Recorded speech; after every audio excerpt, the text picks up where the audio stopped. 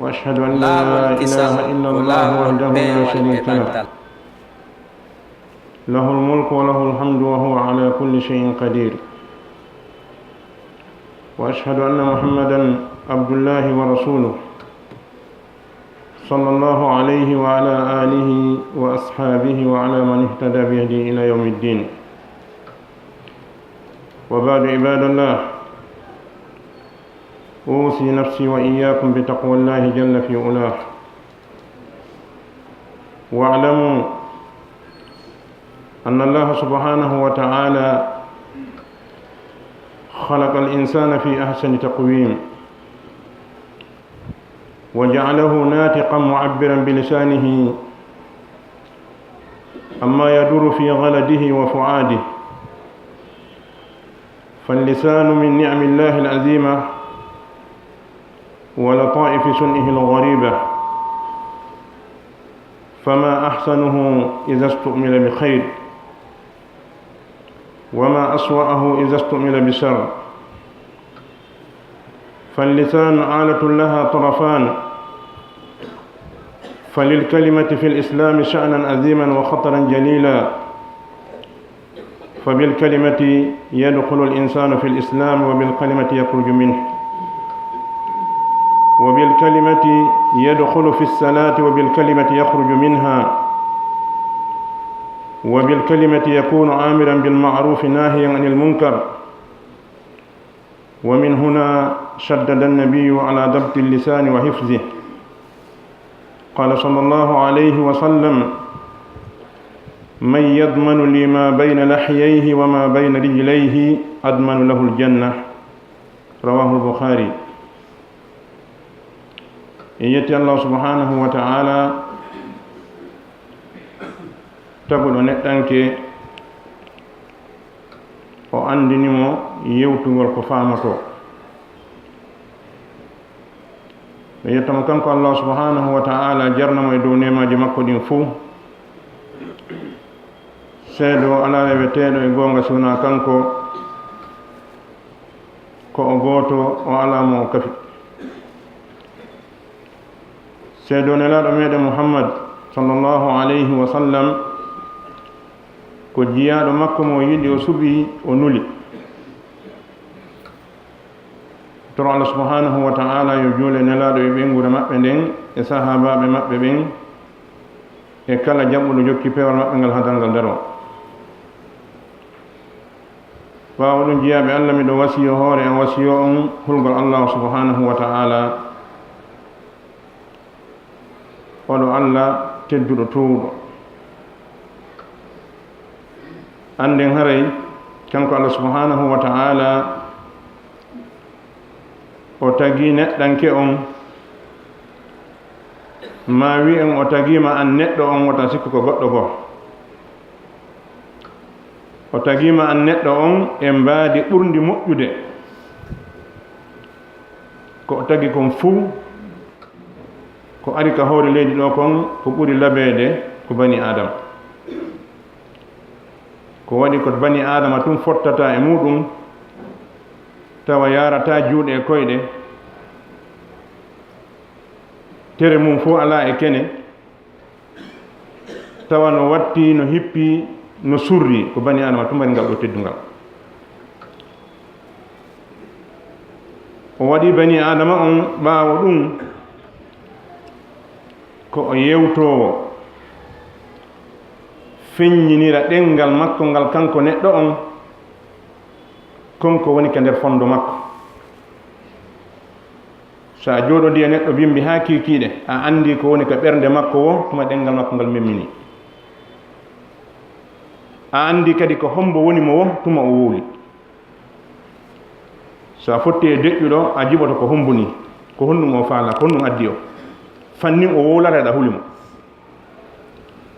ko tuma fof o udditi hunduko makko kon o wowli suusatamo ma hulamo ko ɗon townata fi makko ma tippina fi makko kadi tuma ɗengal makko ngal memmini ngal ɗo ɗengal no jeeya e nemaji Allah subhanahu wa ta'ala ɗi o waɗani en enen tagore nden ko waɗi ko ngal ɗo watta ha faamodiren hakkundeji meɗen, ko ngal ɗo addi ha sertuɗen e mummonteji ɗi. Ngal ɗo ɗengal no jeeya e kuuɗe Allah ɓurɗe hawnade. Wongol nde ɗo huyre nde wowlay kala ko neɗɗo on faala mo o wowlani on kadi faama ko honɗum o faala. Nde ɗo huyre no moƴƴi so tawi nde gollirama ko moƴƴi, kono hinde boni so tawi nde gollirama ko boni. Ɗengal ko aala, ko miran jogiiɗo belɗe ɗiɗi, a hettiray ka moƴƴiri ɗon, a hettiray ka boniri ɗon. Ka diina islam, diina kan accitiraali ko wiyete konngol kon ni tun. Bal islam no holli e wondema konngol no jogii fiyaake mawɗo ka nder islam, wona tawiri noon kadi no jogii masibo hulɓiniiɗo. Adi kon tawo nafoore konngol ngol ko honɗum, neɗɗo wonata julɗo si wona konngol ngol, ko konngol ngol waɗa e ma julɗo. Si a juuli, a zakki, a hoori, a hajji, a udditaali hunduko ma ko wiiɗa la ilaha illallah tawa na a mbobojo, ɗum ɗon nafatama hay pus. Si a wowli ko wowlete kon fof, a wowli ɗenɗe ɗin fof, languiji ɗin fof, a wi'aali la ilaha illallah a wonta julɗo. Idan ko konngol ko ngol watta neɗɗo on julɗo. Ko wona noon kadi ko konngol yaltinta neɗɗo ka diina ittamo nder ton few. Ko konngol neɗɗo naatirta e julde makko nden. Neɗɗo mo tawi na bobojo, so a ariya to ni juuɗe maɗen waɗi ni, a fanki bu, a wolwale hay pus, haɗa a fuɗɗaki julde taw, so derke ɗon ha kikeɗa fuɗɗaki julde. Fannin a udditaali hunduko ma ko wiiɗa konngol wi'etengol Allahu akbar ngol, haɗa a fuɗɗaki julde. Idan ko konngol ngol naatirte ka nder julde, ko ngol konngol kadi yaltirta ka nder julde maɗa. So a juuli ha a gayni a yimmi ka nangilawol ma haɓani, a waali ngol konngol wiyetengol assalamu aleykum, hara a yaltali ka julde maɗa, a bonnunde. Idan ngol ɗo konngol ko ngol neɗɗo o wonirta yamirowo ko moƴƴi o haɗa ko boni. Ko sabu himmugol konngol ngol waɗi nelaaɗo sallllahu alayhi wa sallam ɓe sattini fii jogitagol ngal ɗengal reena ngal. ɓe maaki kamɓe nelaaɗo sallllahu alayhi wa sallam man yadmanu li ma bayna lahyayhi wa ma bayna rijlayhi admanu lahu ljanna. ko hombo e moɗon ƴettantan mi garanti o reenay ko woni hakkunde bagga kenkeje makko ɗen ɗiɗi kon e ko woni hakkunde koyɗe makko ɗen ɗiɗi kon, mi ƴettanamo garanti o nata aljanna. ndaare nelaaɗo sallllahu alayhi wa sallam ko ɓayhi ɓe anndi na ɗum ɗo tunade watta koɗɗo julɗo, kono si a waawi ko ɓuri mettude fii kon, haɗa ko weli fii kon itte sikke. so a waawi ko ɓuri mettude fii kon, hare no annda ko weli fii kon a waawi. ko ɗum waɗi nelaaɗo sallllahu alayhi wa sallam maaki si julde neɗɗo moƴƴi yawmal qiyama hara golleji ɗin fof moƴƴi, sabu ko julde ɓuri mette golleji ɗi. sen ƴetti ɓurɗo marde dowle e leydi men ndin ɗo fof, o yahii nokku goo piyama ko wiyete ko lagene fof piyama fii hon ɗum o mema len en fof, kono ma dama o piyi ɓurɗo dowle on kamen ɗo o piyen en heddiɓɓen. idan si neɗɗo waawi reenude hunnduko mum kon, o waawi reenude awra makko on, haray o waawi reenude piiji heddiɗɗi. ɗo nelaaɗo sallllahu alayhi wa sallam ɓe raɓɓinini ɗo ɓe maaki man yadmanu li ma bayna lahyayhi wa ma bayna rijlayhi admanu lahu ljanna. hombo reenantanmi ɗengal mum ngal hara o wowlaali ko wowlataake, o reena awra makko on hara o naɓaali mo ka dagaaki, min kadi mi ƴettanamo garanti o naata e aljanna. ibadallah, istimalu lisani fi lkhayr alamatu liman wa dalilu ltawfiq, wa dalilu ltawfiq wassaada. qala taala la khayra fi kathirin min najwahum إلا من أمر بصدقة أو معروف أو إصلاح بين الناس ومن يفعل ذلك ابتغاء مرضات الله فسوف نؤتيه أجرا عظيما يا الله رأي أندين ngal ɗengal waawugol neɗɗo ɗengal makko ngal o gollitira ngal ko moƴƴi kon tun hara goltirangal o bone ɗum ɗo ko alamande neɗɗo on ko gomɗinɗo tawa ko alamande neɗɗo on ko hawrindinaɗo sawaba ko alamande neɗɗo on ko malaɗo waawugol ɗengal mungal hara ngal wawolta sina ko moƴƴi ɗum ɗo ko alamande ɗiɗo piiji ko subhanahu wa ta'ala o wi moƴƴere ala e ko ɗuuɗi e ko yimɓe ɓen sownodirta kon sina taw cewdiɗin ko gongele ɗiɗo tati illa man amara bi sadaqatin noddugol goɗɗo sownodiron sena ɗa subhanahu wa ta'ala e moƴƴere ala ko ɓuri heewde mum kon fayda 90 e nder temedere ko sownodirte kon ari yiiden ɗo 90 e nder temedere muɗum moƴƴere ala e muɗum sina taw cowdi ɗin ko gongel e ɗi nodda goɗɗo a siɗɗo min kaarijo de ali haali makko on fewno ɗo ko fewni ɗon ɓitti haray ndaren sen wawa wallitade mo ma ndaren ko wallitomo oɗo ko cowdi moƴƴini allah wi ɗiɗo cowdi no moƴƴi illa man amara bi sadaqa al amru bi sadaqa la yakunu illa bil lisan yamirgol ittugol sadaka wonata sinaka ɗengal ma ɗum on ti yamira ko moƴƴi nodda goɗɗo sera ɗa ko tawata kon no fanɗi ka leydi meɗen ɗo wona noddoɓe wona noddoteɓɓe nangowo jungo goɗɗo sera ɗa da waɗa hunde kare nde moƴƴa accu ɗuɗa ɗin cowdile ɗe moƴƴi no ɓuri ko yahata wowloya on tigon to aybinamo bonnamo inde nden heɓa bakkato nangu jungo makko ngon pottoɗon sera to sownoɗama ko ko wonɗa wadde ɗo moƴƴa hayso waɗali o monatako hayso waɗali nde ñande no gasa ñande goo o waɗoya idan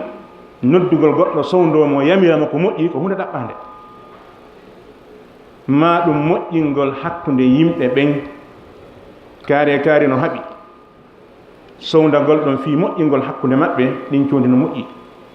ko waɗi so yimɓe ɓen haaɓi gurdam ɗam bone si gurdam ɗam boni kala ko jokkodiri e gurdam ɗam ko bone diina kan ko waɗoɓe diina kan si waɗowo diina ala sa yahi e nokku ka julɗo ala a yata islam a yata jullirde a yata julde a yata korka a yata zakka a yata hajju a yata hus ko tuma yiiɗa julɗo yiyata ɗin ɗon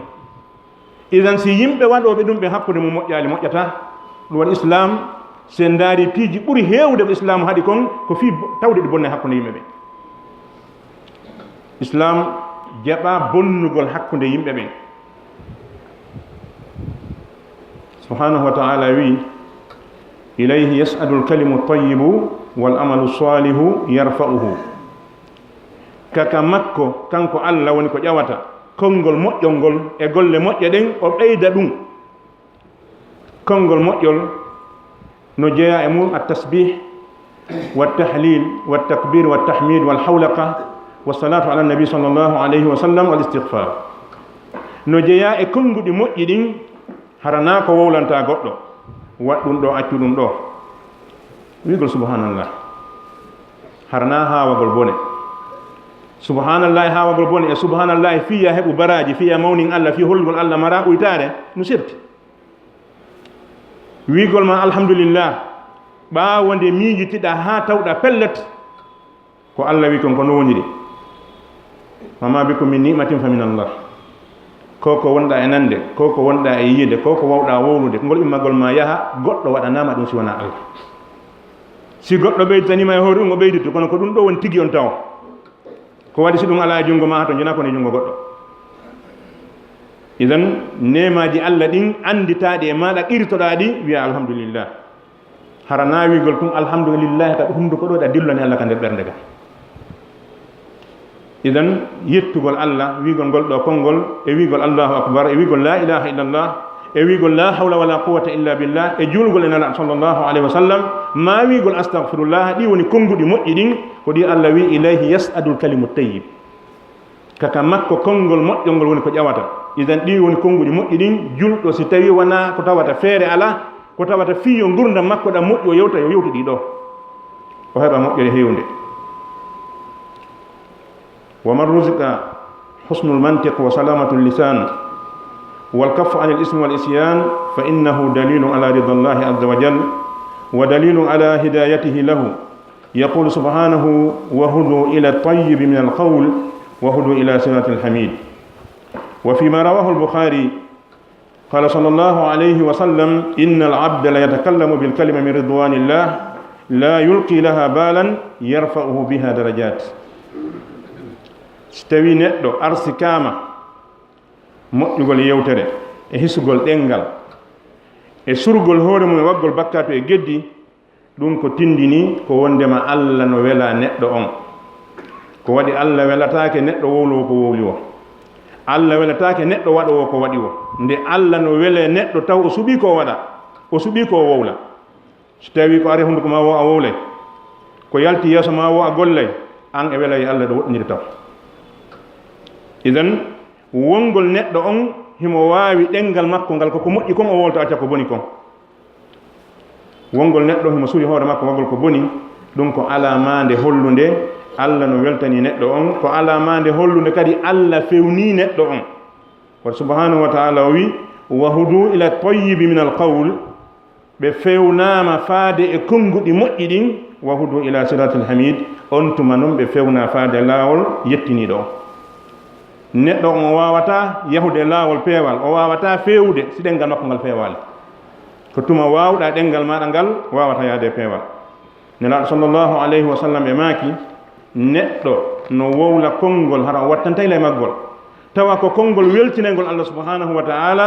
Allah windana neɗɗo on sabu ngol konngol makko ɗon darjaji ɗuɗuɗi الطرف الثاني هو إطلاق اللسان فيما لا يعني من سب وشتم وغيبة ونميمة وقول زور وبهتان وكذب وافتراء وباللسان ينطق بالفحش والبذاء ينطق به بكلمة الكفر والفسوق ولذا قال رسول الله صلى الله عليه وسلم إن الرجل لا يتكلم بالكلمة لا يلقي لها بالا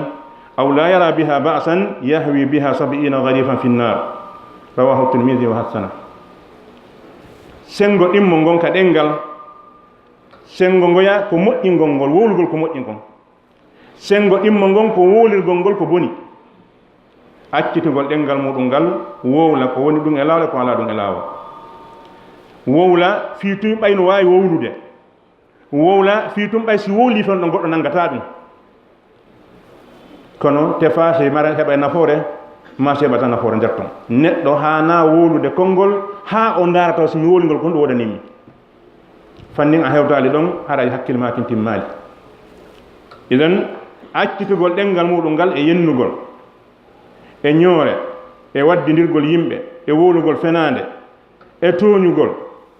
ɗum ɗo ko hunde nde tawata si neɗɗo on ngaynaaki e muɗum o aaway kono o soñata ko waɗi ɓe wonɗa e yennude ɓe wonɗa e ño'ude ɓe wonɗa e huɗude ɓe wonɗa e aybinde bonna inde muɗum ɓe wonɗa e fende e hoore mum ɓeɗo fof ko haqqeji maɓɓe ɗin kam maare woyta yawmal qiyama allahumma sina si ɓe yaafani kam ko aduna ɗo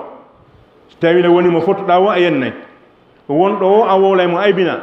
a wawata yiltade ɓe fotoro ɓe yaafuye iden ɓeɗo kala ɓe waɗɗa ɗiɗo piiji ittuɗa bote e maɓɓe yawmal qiyama ko imma hiɗa mari baraji ɓe hetta ɗi ma si amara baraji rondoɗa bakkatoji maɓɓe ɗi yaada ka yiite idan ko ɗum ɗo woni masibo ɗengal ngal ko ngal ɗengal ɗo neɗɗo yewtirta pankare yewta boneji bonna ko wanno wola konngol keferagu wola fasiqaku to nela sallllahu alayhi wa sallam ɓe ɓanginani e wondema neɗɗo no wowla konngol tawa o wattantayila e konngol ngol o kontangol konngol ko bongol ka makko kanko sabu angal andugol makko ngol kono o unorangol ka yiite o una ka yiite sabu maggol ko yarete settoji capanɗe jeɗɗi ko yarete settoji capanɗe jeɗɗi haramo unade ka nder yiite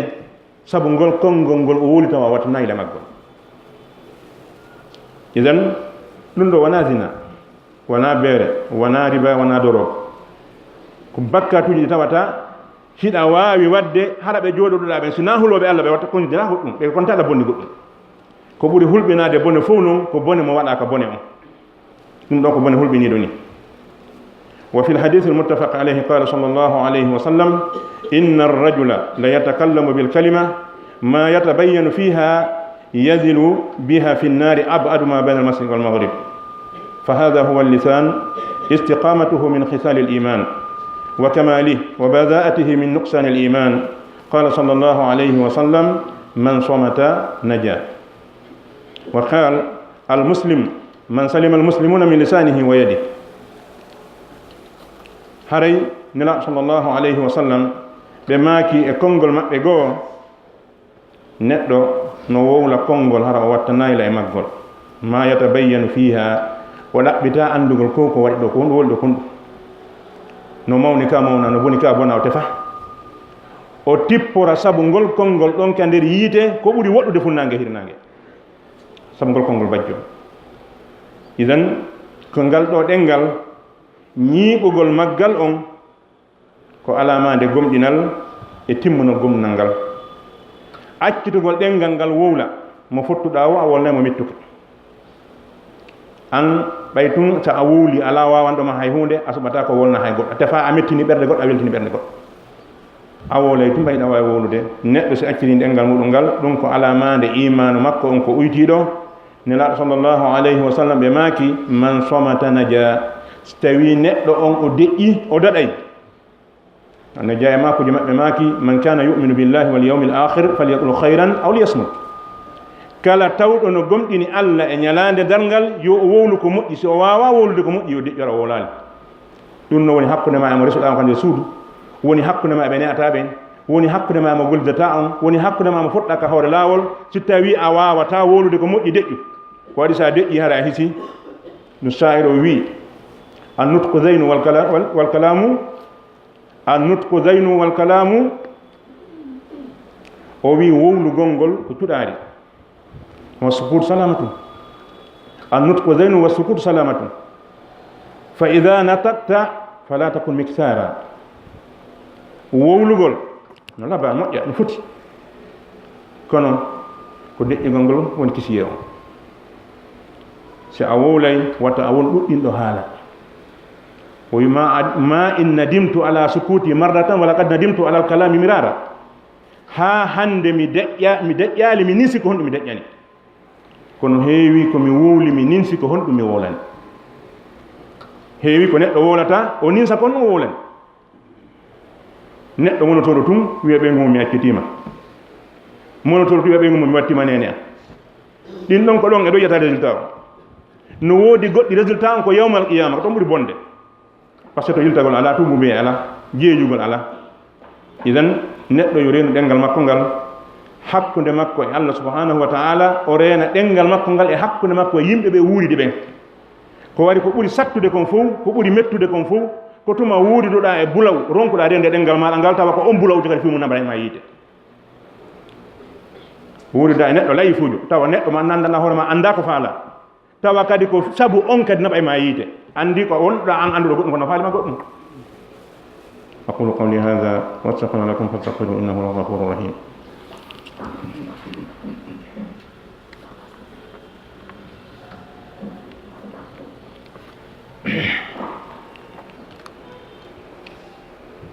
الحمد لله رب العالمين الحمد لله القائل في محكم تنزيله وقل لعبادي يقول التي هي أحسن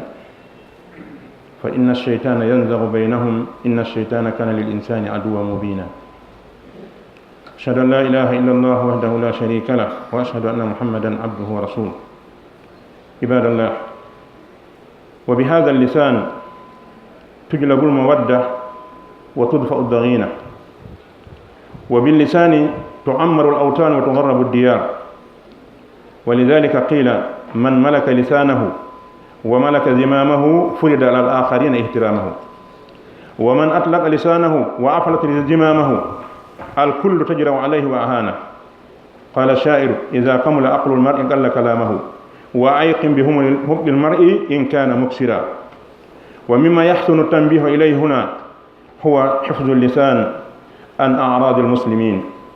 aw at-ta'arrud lahum bi sabbin wa qadhfin aw tajrihin fa inna dhalika haram. yetti Allah subhanahu wa ta'ala wiiɗo en ka deftere makko teddunde o wi nelaaɗo sallllahu alayhi wa sallam yo yeeto en wa qul li ibadi yaqulu llati hiya ahsan.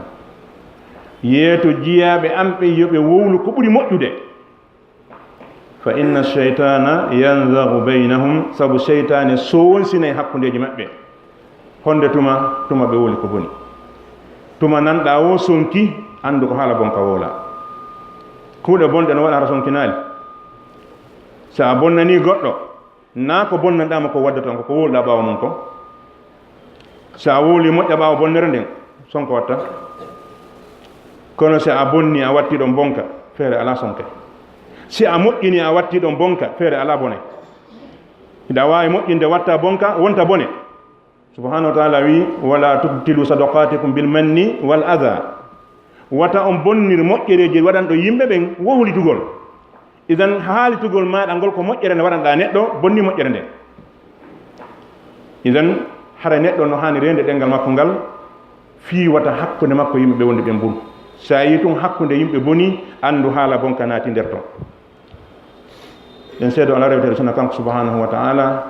en toromo e juule nelaɗo sallllahu alayhi wa sallam e ɓeygude maɓɓe nden sahaba maɓɓe hisnaɓe. jeyaɓe Allah haray ngal ɗo ɗengal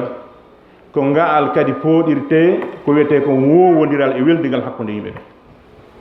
yimɓe weldi wo tuma ngal tawa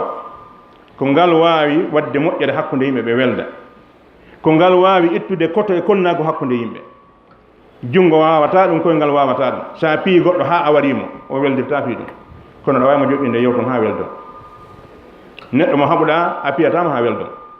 a okkortamo bay o jaɓata iɗon haaɓi. ko ɗengal ngal tu waawi jindude yaha ara haa hakkunde mo moƴƴa ko bonno kon fof iwa. idan ko ɗengal ngal pooɗata wowodiral hakkundeji yimɓe, ko ngal ɗengal kadi ittata koto e konnaago, ko ngaal kadi wawata wadde nokku mo yimɓe woni mum wo nokku yo woni nokku wuurituɗo, ko ngal kadi watta ha galleji lance walla dandu en, ko ngal watta ha pilasiji sunne, ko ngallata yimɓe waridira raɗo doga ngal ɗengal. gere finkaari no hulɓini kono gere ɗengal ɓuri hulɓinade, ko waɗi bondere mum nde no ɗuuɗi. masibo ɗengal no ɓuri masibo ɗi fof hulɓinade. idan ko ɗum waɗi ɓe wi mo waawi ɗengal muɗum ngal o jogike lagabal ɗengal makko ngal, haray woni farilla e hoore yimɓe heddiɓen teddingol mo. kono mo acciti ɗengal muɗum ngal, o acciti lagabal ɗengal makko ngal, hande kadi mo kala suusay mo.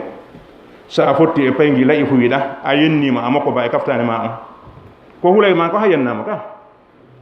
si a fotti e makko an e puuto humma a wiyalmo bonka fus a wolanima moƴƴa ko koto wiyama ma wiyama baabe. kono si a wowlimo bonka wota wattande temedere hoore ɗo, hande kadi hulatama.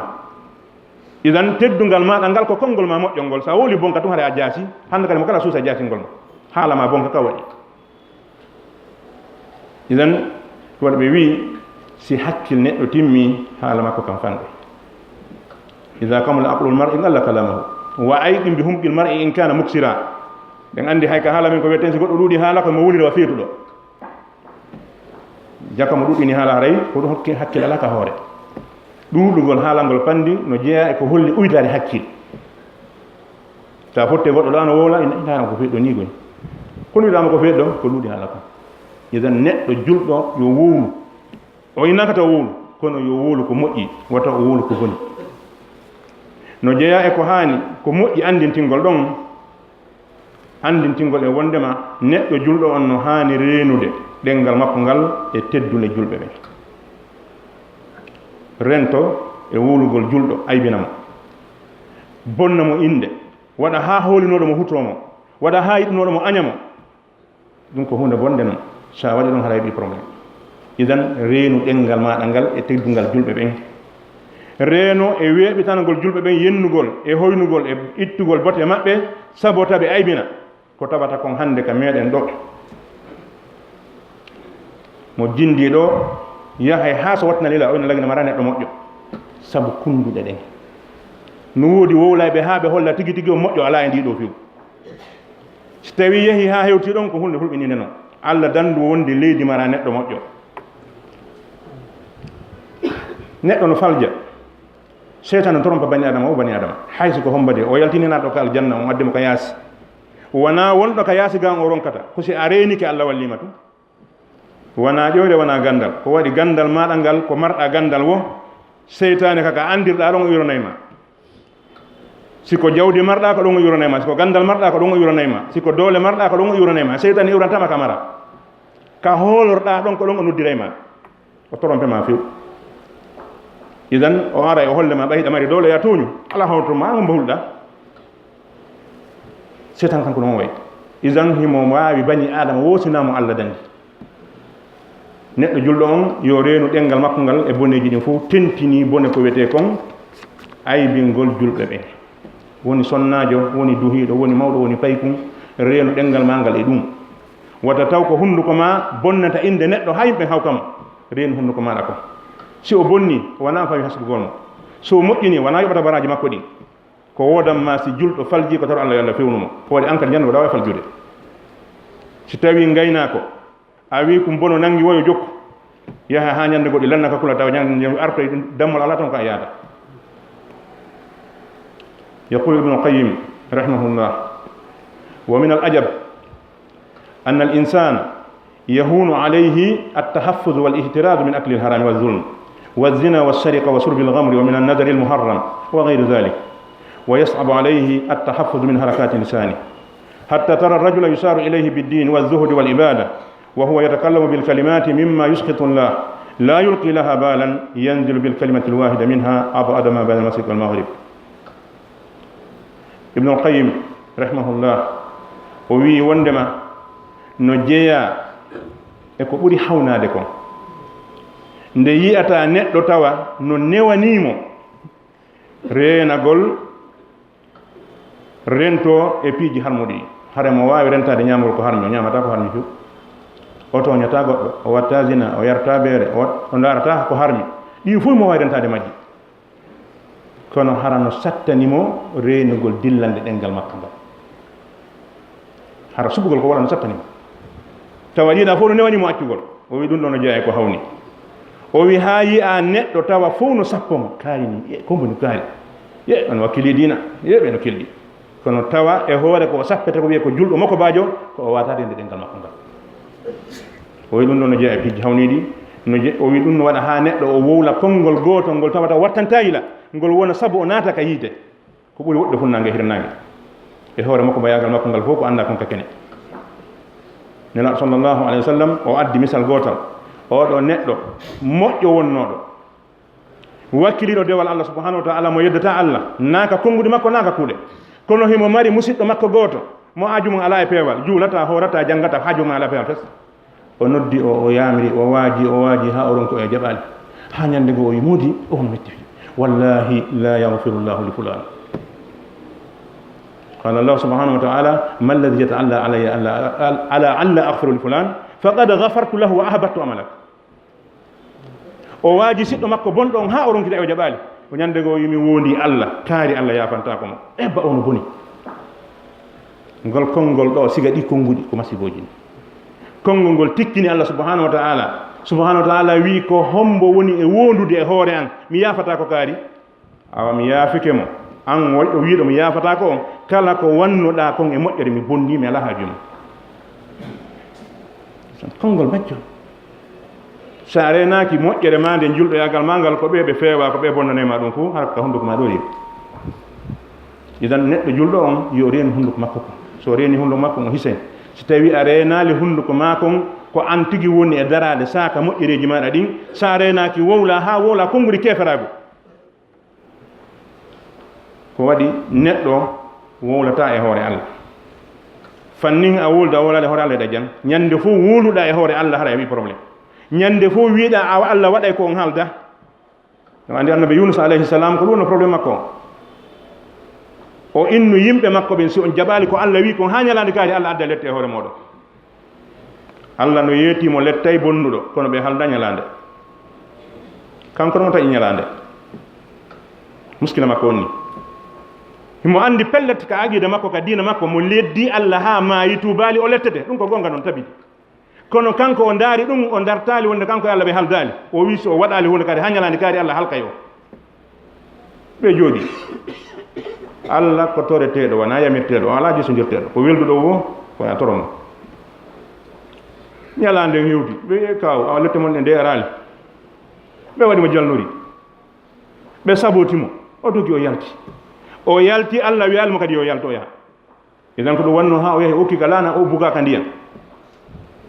idan ɗum no wiyama an julɗo on wata a wuulu e hoore